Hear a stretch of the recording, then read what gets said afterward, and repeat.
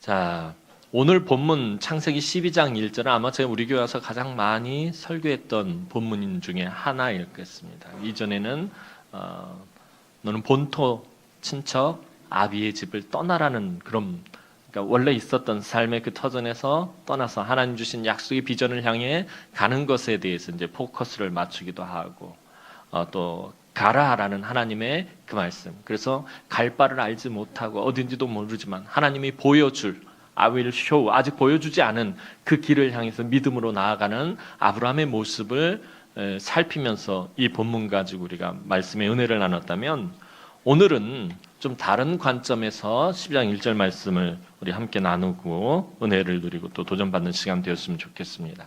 성경에서 아브라함은 굉장히 중요한 인물입니다. 성경에서 복음서를 보면 아브라함과 다윗의 자손 예수 그리스도의 계보라라고 하면서 이렇게 마가복음이 시작합니다. 아브라함을 예수님의 계보의 가장 앞에 이렇게 배치해 둘 정도로 아브라함 굉장히 중요한 인물입니다. 하나님이 그를 선택하셔서 언약을 맺고 그의 자손과 천하 만민이 큰 복을 받게 될 것을 약속하셨기 때문입니다. 지금도 현대 이스라엘 사람들은요, 자기들이 아브라함의 자손이라는 굉장한 우월감을 가지고 그렇게 살아갑니다. 그뿐만 아니라 사실 중동에 있는 이슬람교를 섬기는 그 사람들도 자기들이 아브라함의 자손이라고 말할 정도로 아브라함은 매우 중요한 사람입니다. 그런데 말씀을 묵상하면서 정말 아브라함이 그토록 중요한 인물이냐라는 반문이 들게 되었습니다. 사실 믿음으로 갈 바를 알지 못하고 나아간 아브라함의 그 믿음은 정말 대단합니다. 그래서 우리의 믿음의 조상이 되었고요. 하나님께서 내가 너에게 보여줄 땅, 아직 알려주지도 않고 아직 지시하지도 않은 그 땅을 향해서 오직 믿음 하나 붙들고 나아갔던 이 아브라함의 믿음은 정말 대단합니다. 그래서 아브라함은 정말 대단한 사람이지만 사실은 그러한 아브라함보다 더 중요한 것을 놓치고 있을 때가 있다는 거예요. 그 더 중요한 것은 뭐냐면 갈 바를 알지 못한 아브라함을 이끌어 주시고 그의 인생을 끝까지 책임져 주신 누구? 하나님이라는 거예요. 그게 더 중요하다라는 것입니다. 그래서 우리가 말씀을 통해 하나님이 아무것도 아니었던, 아무도 알지 못했던, 그 보잘것없었던 그 아브라함의 인생을 어떻게 인도하셨으며 오늘을 살아가는 우리의 길을 어떻게 인도하고 계시는지 말씀을 통해서 볼 수 있어야 합니다. 아브라함이라는 사람의 이야기를 본격적으로 시작하는 창세기 12장은 이렇게 시작하고 있습니다. 오늘 본문 1절 말씀 우리 다시 한번 정독해서 읽어보도록 하겠습니다. 1절 말씀입니다. 시작. 여호와께서 아브라함에게 이르시되 너는 너의 고향과 친척과 아버지의 집을 떠나 내가 내게 보여줄 땅으로 가라. 자, 아브라함의 이야기가 본격적으로 시작되는 이 12장 1절 말씀을 우리가 읽고 묵상하고 목사님들이 제도 설교하고 목사님들이 설교할 때 가장 포커스를 많이 맞추는 것이 뭐냐면 너의 고향과 친척과 아비의 집을 떠나라라는 거예요. 그 다음에 내가 너에게 보여줄 땅으로 가라라는 거예요. 이 12장 1절 말씀의 핵심을 우리는 떠나는 것과 가는 것, 하나님의 비전을 붙잡고 믿음으로 떠나고 가는 것에 포커스를 맞춰서 이 말씀을 봤는데, 그런데 아브라함의 이야기를 본격적으로 시작하는 1절이 어떤 말로 시작하고 있느냐라는 거예요. 여호와께서 아브라함에게 이르시되라는 말씀으로 시작하고 있다는 거예요. 다시 말하면 하나님께서 아브라함에게 말씀하셨다라는 말로 아브라함의 스토리가 시작되고 있다는 것입니다. 여러분, 이 말씀을 가만히 일주일 동안 묵상해 보니까 이 말씀이 얼마나 귀하고 은혜가 넘치는 말씀이었는지 모릅니다. 여러분, 한번 이 아브람, 여호와께서 아브라함에게 이르시되라는 이 말씀에서 이 아브람이라는 자리에다가 자기의 이름을 삽입해 보면 느낌이 완전히 달라집니다. 하나님께서 나에게 말씀하셨다가 되는 거예요. 하나님께서 성목사에게 말씀하셨다. 여러분, 지금 여러분들의 입술로 다시 한번 고백해 보시기 바랍니다. 하나님께서 나에게 말씀하셨다. 한번 말씀해 보시기 바랍니다. 입술로요. 뭐라고 하는지 지금 이해를 못 하셨어요? 지금 이해를 못 하신 것 같은데, 자, 이렇게 고백을 하시라는 거예요. 하나님께서 양장로에게 말씀하셨다. 하나님께서, 내 지금 안경을 안 써서 안 보이는데. 우리 김 권사에게 말씀하셨다. 이렇게 고백을 해보시라는 거예요. 자, 다시 한번 고백해 봅니다. 시작.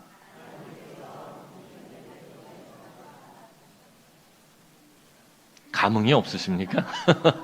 저만 일주일 내내 저만 감동받고 저 혼자만 막 감격해가지고 하나님이 나에게 말씀하셨구나. 하나님이 나에게 이렇게 귀한 말씀을 주셨구나라고 저 혼자만 감동을 받았던 것 같아요. 여러분 이게 얼마나 귀한 말씀입니까? 하나님이 세상 그 누구도 아닌 나에게 말씀하셨다는 거예요. 여러분 저와 여러분들의 믿음이 시작되는 그 시점에서 하나님이 저와 여러분들에게 말씀하셨다는 것입니다. 이게 얼마나 놀라운 은혜인지 모릅니다. 여러분 이 짧은 한마디가 여호와께서 아브라함에게 이르시되라는 이 짧은 한마디가 아브라함의 인생과 아브라함의 삶에 얼마나 크고 놀라운 영향을 미쳤는지 그의 이후의 스토리를 살펴보면 알 수 있다는 거예요. 아브라함의 이야기 속에 나타나는 수많은 놀라운 하나님의 은혜와 그런 기적의 사건들이 어디서 시작하느냐라는 거예요. 하나님이 아브라함에게 이르시되라는 말씀에서 시작하고 있다는 것입니다. 왜 이 말씀을 드리냐면 그 크고 놀라운 일이 우리에게도 일어날 수 있음을 창세기 12장은 암시하면서 시작하고 있다는 것입니다.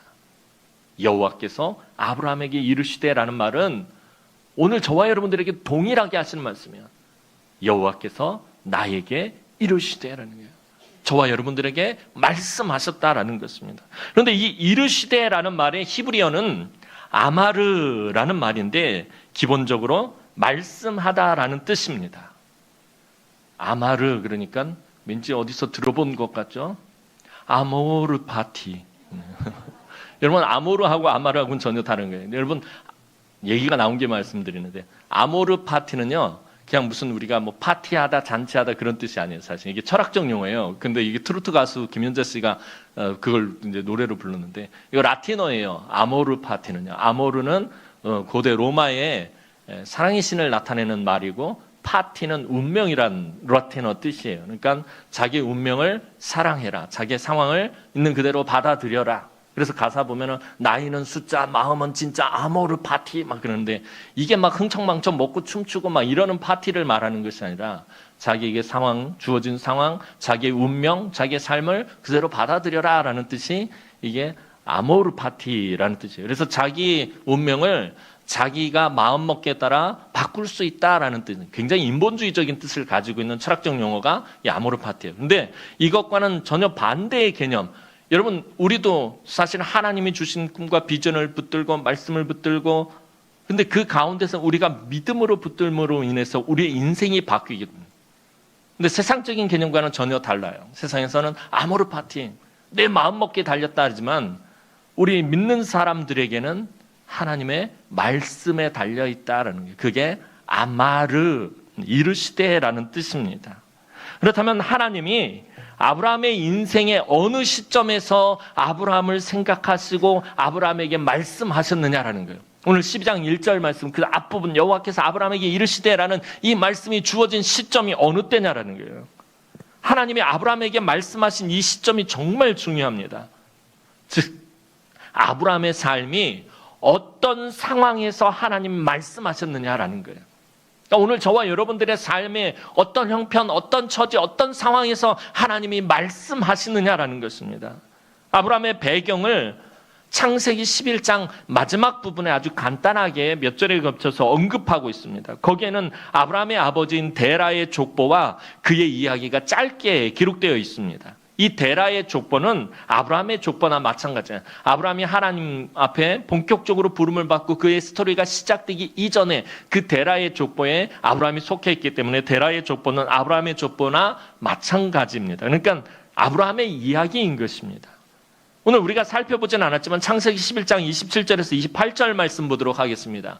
데라의 족보 앞부분을 좀 살펴보겠습니다. 창세기 11장 27절에서 28절 말씀입니다. 시작. 데라의 족보는 이러하니라. 데라는 아브람과 나홀과 하란을 낳고 하란은 롯을 낳았으며 하란은 그 아비 데라보다 먼저 고향 갈대아인의 우르에서 죽었더라. 자, 데라의 족보에서 제일 처음 나오는 이야기가 무엇이냐면은 하란은 그 아비 데라보다 먼저 고향 갈대아인의 우르에서 죽었더라 하는 거예요. 아버지보다 먼저 죽은 아들에 대한 이야기가 데라의 족보에 기록되면서 시작하고 있습니다.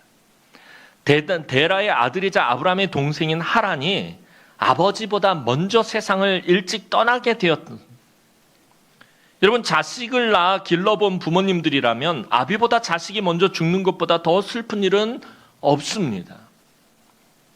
저도 자식을 셋이나 낳아서 기르고 있지만 먼저 떠나보는지는 않지만 이게 생각하고 싶지 않고요. 상상하기도 싫어요. 상상만 해도 막 가슴에 여기가 막 뻑뻑하고서 그냥 막 막혀버리고 막 눈물이 울컥 쏟아질 것 같아요. 상상도 하고 싶지 않은 일이 자식이 부모보다 먼저 떠나는 거예요. 그래서 세상에서 가장 큰 불효는 자식이 부모보다 먼저 죽는 것이 가장 큰 불효라는 말이 있을 정도입니다. 그게 부모에겐 너무 큰 아픔이고 상처이기 때문이에요. 얼마 전에 TV 프로그램에서 배우 박영규 씨가 오랜 시간이 지났어도 20년 전에 22살에 죽은 아들을 생각하면서 눈물 흘리는 것을 보았습니다. 아직도 아들을 생각하면 막 오열을 하는 거예요. 막 펑펑 우는 거예요. 20년이 지났는데. 자식이 아비보다 먼저 죽는 일은 죽을 때까지도 가시지 않는 아픔이며 슬픔입니다. 우리 성도들 가운데도 그런 분들이 있을 거예요. 자녀가 먼저 하나님 나라로 떠났습니다. 그 아픔은 평생을 가슴에 담고 살아야 되는 거예요. 사무치게 아픈다는 거예요. 경험해보지 않은 사람은 모를 거예요. 저도 아까 말씀드렸던 그냥 상상만 해도 가슴이 미어지는 거예요, 이거는. 그런데 정말 그런 일을 당했다라는 건, 오늘 본문의 데라가 그런 일을 당했다라는 거예요. 그렇게 큰 아픔과 고통이 있는 가족이 아브라함의 가족이었다라는 것을 은연중에 암시하고 있습니다. 먼저 죽은 아들에 대한 이야기에 이어서 다음 이야기가 뭐냐면 창세기 11장 30절 말씀 보겠습니다. 데라의 족보에 이런 이야기가 또 기록됩니다. 창세기 11장 30절 말씀입니다. 시작. 사레는 임신하지 못함으로 자식이 없었더라. 아비보다 먼저 죽은 자식에 대한 아픈 이야기를 하고 이어서 아기를 낳을 수 없는 아브라함의 아내 사라의 이야기가 또 기록이 되어 있습니다.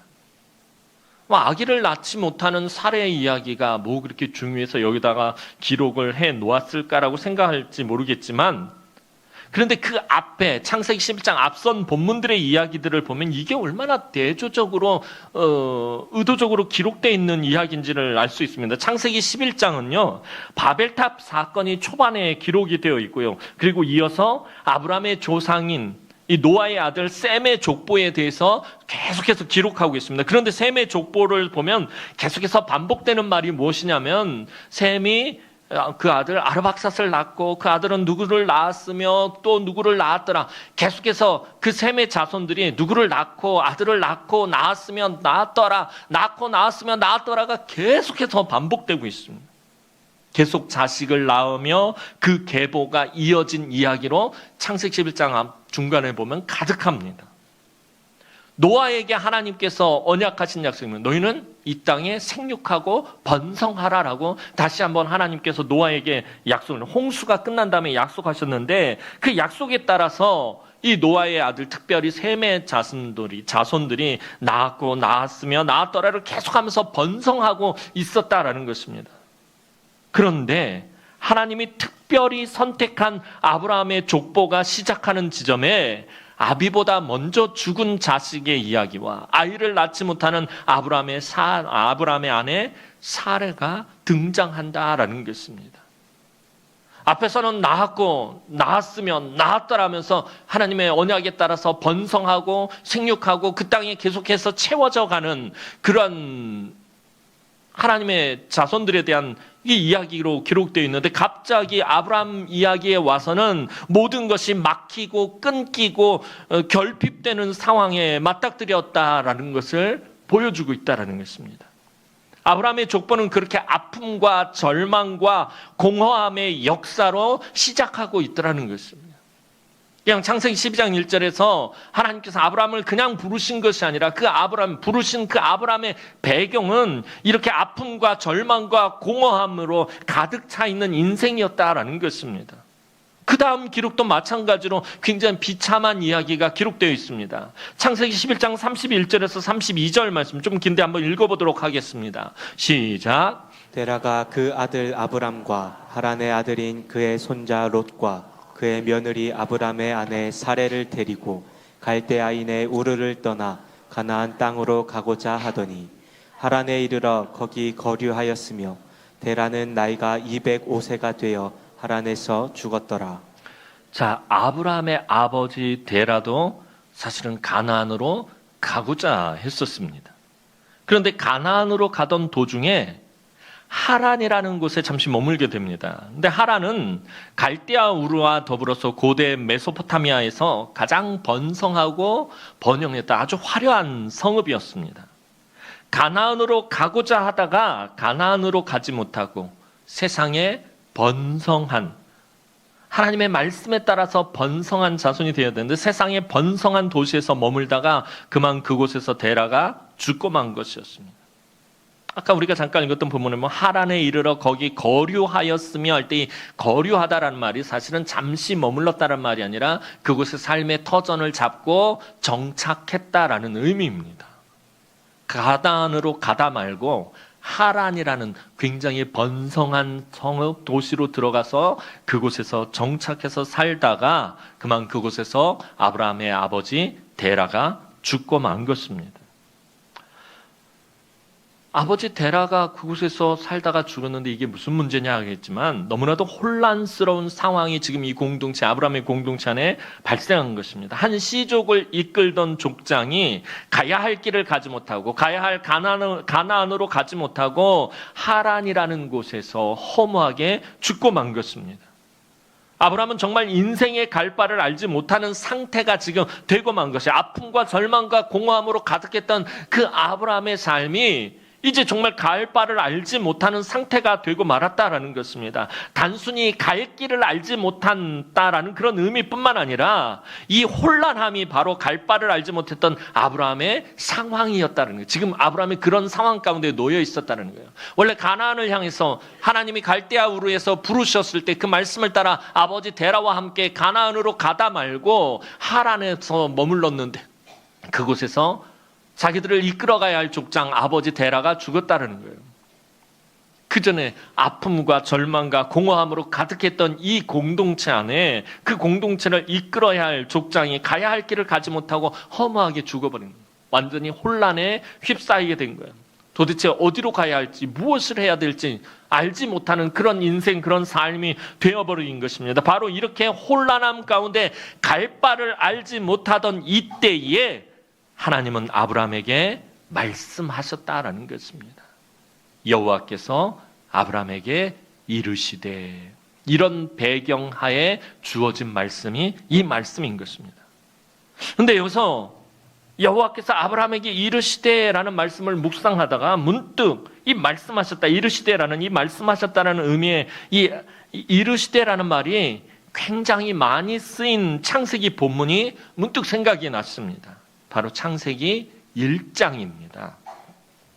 하나님이 천지를 창조하시며 가장 많이 하셨던 말씀 중에 하나가 이 이르시되라는 말씀입니다.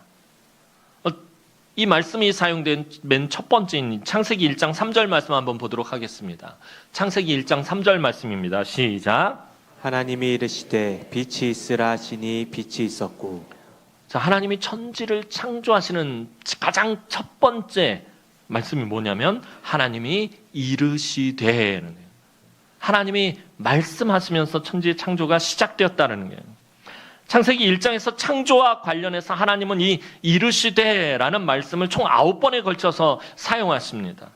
그런데 창세기 1장의 이 이르시되라는 말과 오늘 본문 창세기 12장 1절에 이르시되, 여호와께서 아브라함에게 이르시되 할 때 이 이르시되가 똑같은 히브리어 단어인 아마르라는 단어를 사용하고 있다는 거예요. 자, 그렇다면 천지를 창조하신 하나님이 이 아마르라는 단어를 어느 시점에서 사용하고 있는지를 또 살펴봐야 돼요. 아까 창세기 12장 1절에서 하나님께서 아브라함에게 이르시되 할 때 그 이르시되라는 아마르라는 단어를 어떤 배경 속에서 사용하셨는지에 대해서 제가 조금 전에 설명을 드렸는데, 그렇다면 천지를 창조하신 하나님이 이 아마르라는 단어를 어느 상황에서 사용하셨는지도 알아야지 이제 창세기 12장 1절의 본문 말씀이 제대로 이해가 되어진다는 거예요. 자, 창세기 1장 2절 말씀 보도록 하겠습니다. 창세기 1장 2절 말씀입니다. 시작. 땅이 혼돈하고 공허하며 흑암이 깊음 위에 있고 하나님의 영은 수면 위에 운행하시니라. 자, 하나님이 이르시되 빛이 있으라 하시니 빛이 있었고 할 때 이 이르시되, 하나님이 이르시되 하기 전에 어떤 상황이었는지 창세기 1장 2절에서 말씀하죠. 세계가 혼돈과 공허와 흑암이 깊을 때 하나님이 말씀하셨다라고 성경은 말하고 있습니다.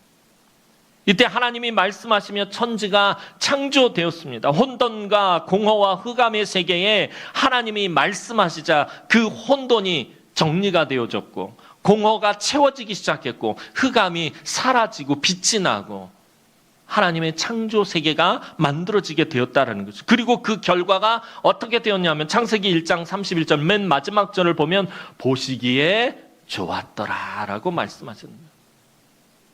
혼돈과 공허와 흑암이 혼란하고 채워지지 않고 어두움 가운데 있었던 그 세계에 하나님이 말씀하시니까 혼돈이 정리가 되고 비워져 있던 것들이 채워지고 어둠이 물러가는 하나님의 창조의 세계가 만들어지면서 하나님이 보시니 참 좋았다라고 결론 지으며 창세기 1장을 마무리하더라는 것입니다.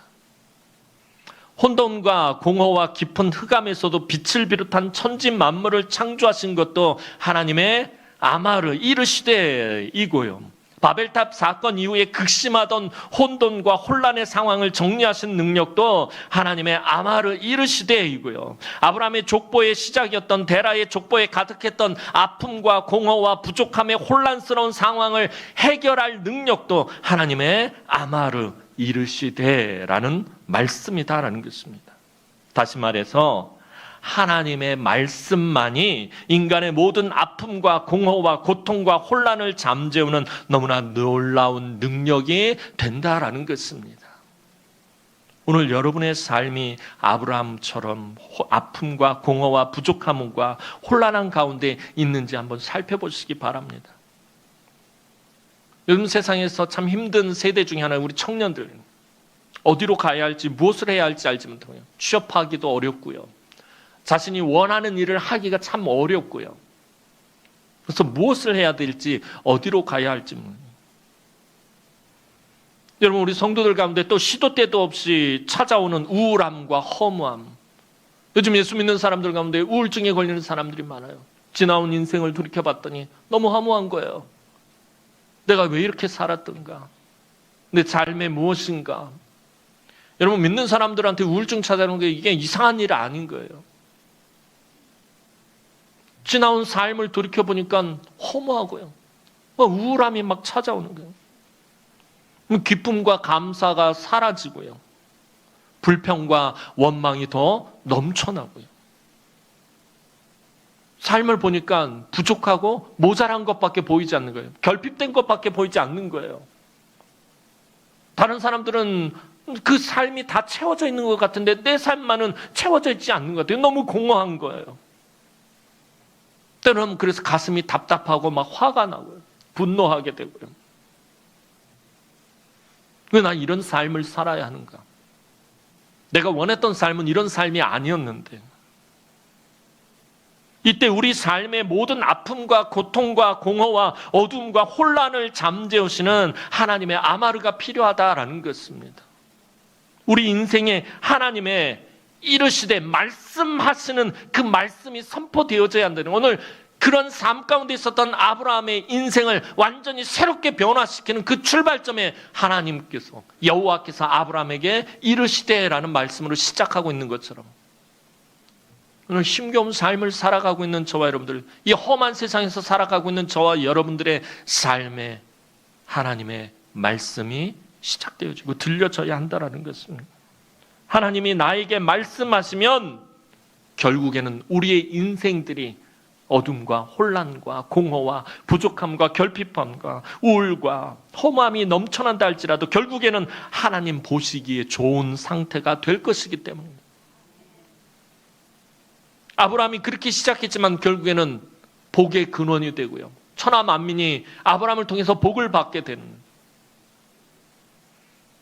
여러분, 오늘 본문의 사건을 사도행전 7장에서 스데반 집사가 이렇게 해석하고 있습니다. 좀 긴데 한번 읽어보도록 하겠습니다. 사도행전 7장 2절에서 4절 말씀입니다. 시작. 스데반이 이르되 여러분 부영들이여 들으소서. 우리 조상 아브라함이 하란에 있기 전 메소포다미아에 있을 때에 영광의 하나님이 그에게 보여 이르시되 내 고향과 친척을 떠나 내가 내게 보일 땅으로 가라 하시니 아브라함이 갈대아 사람의 땅을 떠나 하란에 거하다가 그의 아버지가 죽음에 하나님이 그를 거기서 너희 지금 사는 이 땅으로 옮기셨느니라.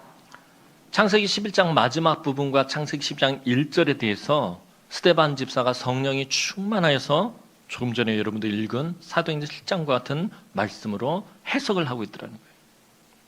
여기서 나오는 이 메소포다미아는 갈대아 우르를 나타내는 말입니다. 아브라함이 그의 고향 갈대아 우르에 있을 때 하나님이 그를 1차적으로 부르셨고요. 그 부르심에 순종하여 아버지 데라와 함께 길을 떠났던 것입니다. 그런데 하나님이 보일 땅으로 가던 도중에 그만 아까 말씀드렸던 것처럼 하란이라는 화려하고 풍요로운 번성한 성읍에 자리를 펴게 되었습니다.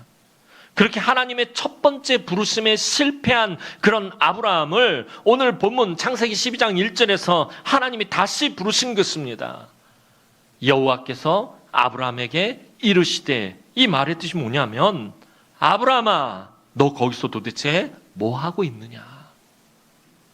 너 왜 하란에서 지금 뭐 하고 있느냐라고 하시며 아브라함을 가야 할 목적지인 가나안으로 가게 하신 것이 바로 여호와께서 아브라함에게 이르시되라는 오늘 본문 말씀입니다.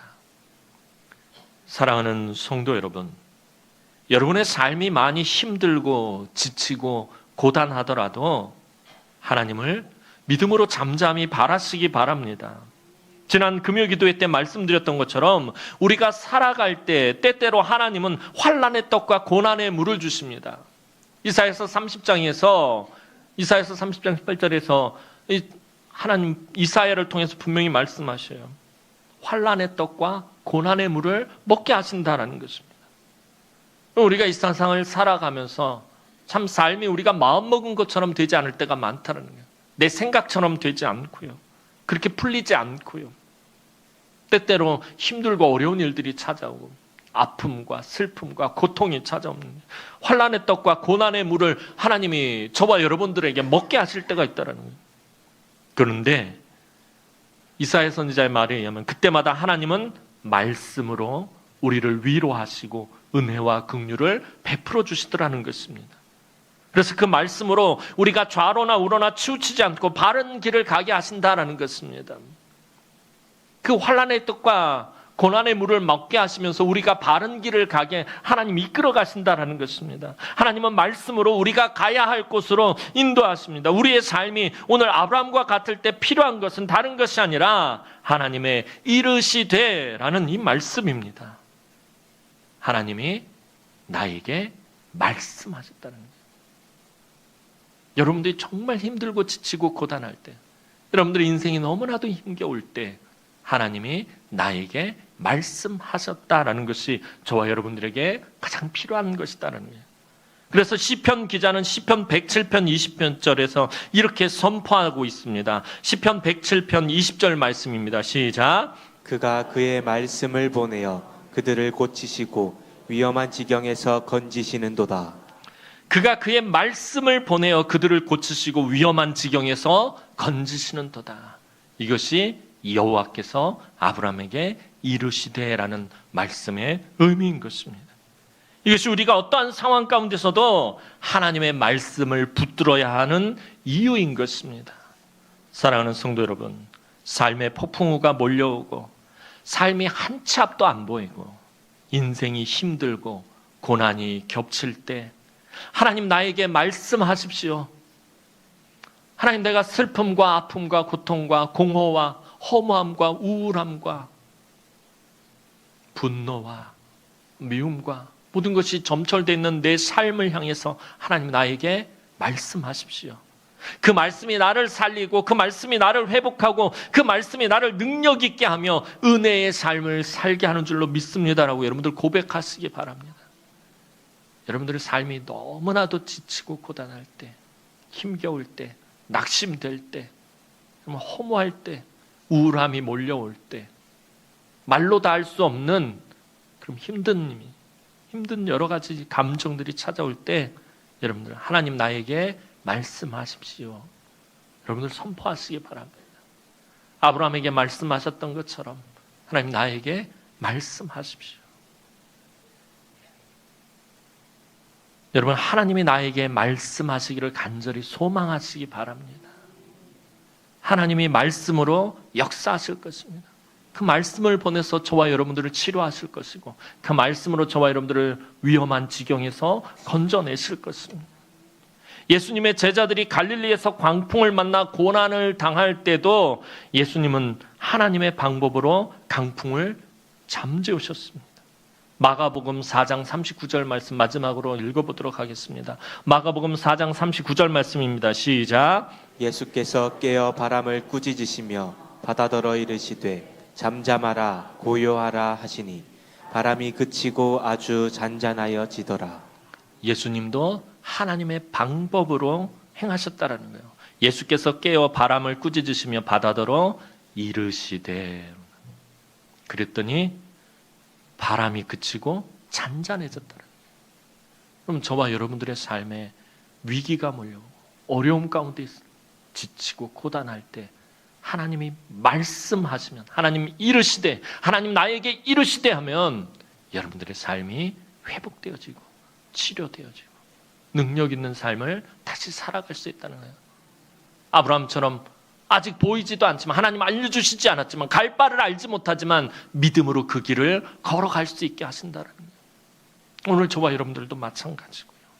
참으로 힘들고 험한 세상을 살아가는 우리 남흥의 모든 성도들에게 그 삶의 어떠한 형편과 상황 속에서라도 하나님이 말씀하시며 흡족한 은혜를 베푸셔서 이 고단한 인생길에서 좌로나 우로나 치우치지 않고 저 천국 향하여 온전한 믿음의 길을 걸어가시는 우리 남흥의 모든 권속들이 되기를 주님의 이름으로 축원합니다. 기도드리겠습니다. 사랑과 은혜가 많으신 아버지 하나님, 은혜와 사랑을 진심으로 감사를 드립니다. 하나님, 오늘도 아브라함처럼 참 공허하고 아픔과 상처와 고통이 가득한 우리의 삶 가운데서 또 지치고 고단하고 피곤하고 마음먹은 것처럼 우리의 인생이 풀리지 않고, 하나님 또 삶에 너무나도 아픈 일들이 일어나는 그 삶의 현장 가운데 하나님 말씀하옵소서.